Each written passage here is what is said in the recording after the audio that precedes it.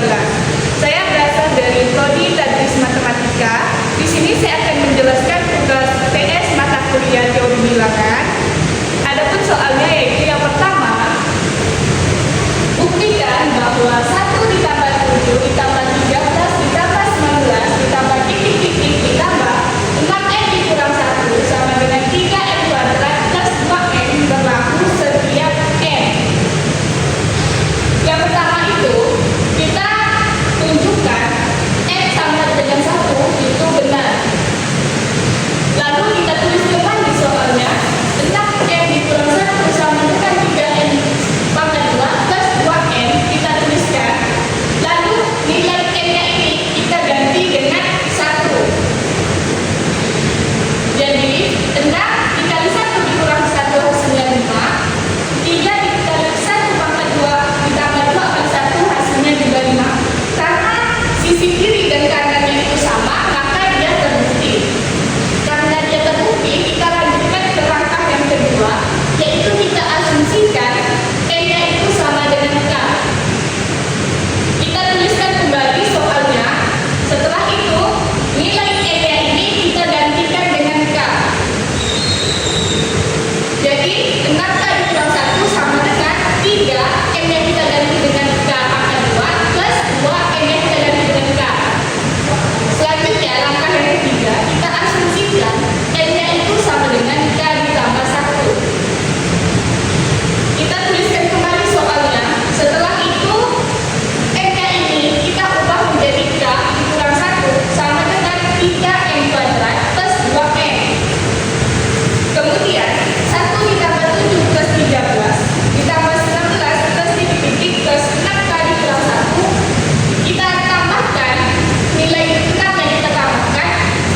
K di nilai n-nya kita ubah menjadi k plus 1. Kita kurangi dengan 1.